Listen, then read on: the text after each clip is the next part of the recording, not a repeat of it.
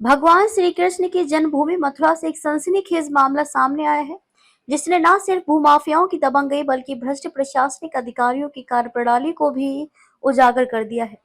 मथुरा जिले की महावन तहसील क्षेत्र के बलदेव गांव निवासी कैलाश चंद्र पांडे की तकरीबन 486 वर्ग गज की लाखों रुपए कीमती जमीन को भूमाफियाओं ने दबंगई के बल पर फर्जी तरीके से बेनामा कर दिया।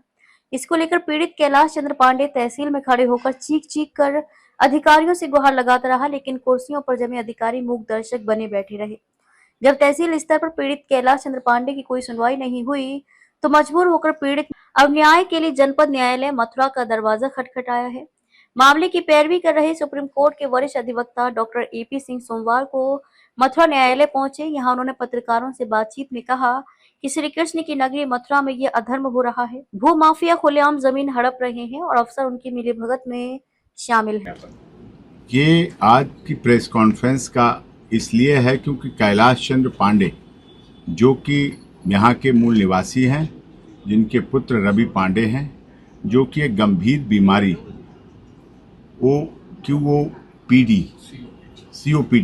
सीओपीडी से ग्रसित हैं, काफ़ी दिनों से हॉस्पिटल में हैं। उनकी ज़मीन है रीढ़ा अंडर टाउन खसरा नंबर 485A तथा 485B में 3/4 75% के वो अधिकृत हिस्सेदार हैं। काफ़ी दिनों से सीओपीडी की नामक गंभीर बीमारी से ग्रसित हैं, हॉस्पिटल में हैं। फरीदाबाद और अन्य हॉस्पिटल में उनका इलाज चल रहा है। कुछ दबंग लोग, जिनमें मोहनलाल पुत्र रामनाथ, रामेश्वर, गोपीनाथ, राजेंद्र सन ऑफ गोपीनाथ, इन लोगों ने ये जो ज़मीन इनकी 75% हिस्से की है, जिसके रजिस्टर्ड, जिसके आप ये देखेंगे यहाँ ये खसरा खतौनी सभी चीज़ें लगी हुई हैं। ये खसरा खतौनी यहाँ से है पूरी, ये रजिस्टर्ड से आई है डॉक्यूमेंट से। यहाँ ये राजस्व विभाग की किसान वही है, दोनों किसान वही हैं, हीरालाल से आई है इनके पास, और ये आई है कैलाश चंद के नाम, कैलाश। ये खतौनी है, उद्दण खतौनी, सभी डॉक्यूमेंट में ये रजिस्टर्ड ऑनर हैं, पजेसी हैं, कब्जाधारी हैं। लेकिन प्रतिवादी मोहनलाल वगैरह इन लोगों ने गलत नियत से एक झूठे षड्यंत्र और साजिश के तहत एक रजिस्ट्री कराने का प्रयास किया है, जिसमें रजिस्ट्री वाले दिन शिकायतकर्ता रवि पांडे, जिस उप जिलाधिकारी को ये कंप्लेंट दी गई तहसील महावन में, और उन्होंने एसएचओ के नाम भी लिखा कि जांच करके आख्या लाएं, पत्रावली पर लाएं, जांच करें।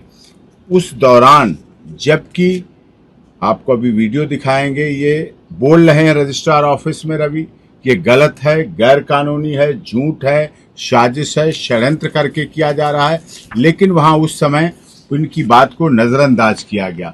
इसीलिए इस बाबत मुकदमा Kailash Chandra Pandey son of late Hiralal Pandey द्वारा मोहनलाल, श्रवण कुमार, गौरव कुमार, गौरी शंकर, सूरज के खिलाफ तथा सब रजिस्ट्रार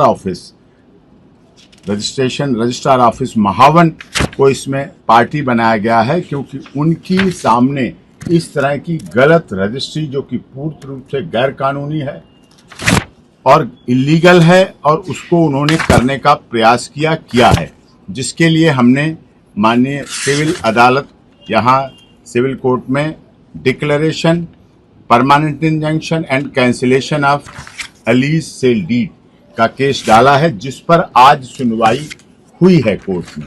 और उस कोर्ट की सुनवाई में उन्होंने सुना है पूरी तरह से, अब उसमें आगे का आदेश पारित करेंगी। हमने हर जगह शिकायत दी, अखबार में भी पब्लिकेशन आउट इसका कर चुके थे बहुत समय पहले से ही, हीरालाल जी, कैलाश चंद के द्वारा हीरालाल जी, और इसमें पब्लिकेशन आउट भी उस समय के रिनाउंड अखबार आगरा के एडिशन में अमर उजाला के द्वारा दिया गया। ये मेडिकल डॉक्यूमेंट है, ये साइड प्लान लगा हुआ है, सारा कुछ के बाद। लेकिन शासन और प्रशासन इस तरह की ऐसे गैर कानूनी कानूनों का कार्रवाइयों को अंजाम देकर एक तरफ तो क्रिमिनल केस की तरफ मोड़ते हैं, सिविल को क्रिमिनल में बनाया जाएगा, इस तरह से होगा। अगर न्याय नहीं मिलता है तो व्यक्ति कैसे जाएगा, व्यक्ति दूसरी तरफ जाएगा। तो ये नहीं चाहते हम, इसीलिए हम अदालत पर विश्वास करते हैं कि इस पर प्रशासन को शीघ्र से शीघ्र कानूनी कार्रवाई करनी चाहिए।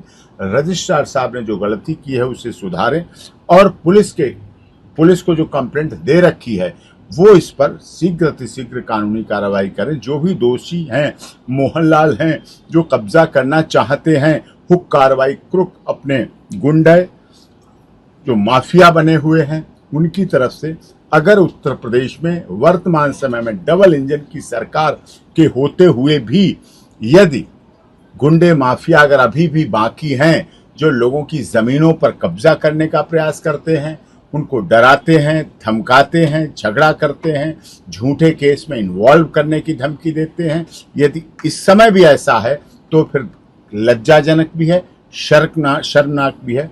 पुलिस को और अदालत को और प्रशासन को इस पर शीघ्र से शीघ्र कानूनी कार्रवाई करनी चाहिए जिससे पीड़ित परिवार को न्याय मिल सके। जो कैलाश चंद्र पांडे सीओपीडी की बीमारी से ग्रसित हैं वो ना आ सकते हैं ना जा सकते हैं। उनके ना आने का, उनके हॉस्पिटल में रहने का, उनके बीमार होने का, परिवार उनके इलाज में लगा हुआ है और उधर दूसरी तरफ उनकी बहुत कीमती जमीन जो कि सेंटर में है शहर के, उसको कब्जा करने का प्रयास किया जा रहा है और आगे ट्रांसफर करने का प्रयास किया जा रहा है जिससे कि विवाद और बढ़ता चला जाए। विवाद अलग बढ़ेंगे तो फिर क्रिमिनल में भी कन्वर्ट होंगे और हम चाहते हैं कानून अपना काम करे और इन्हें न्याय मिले।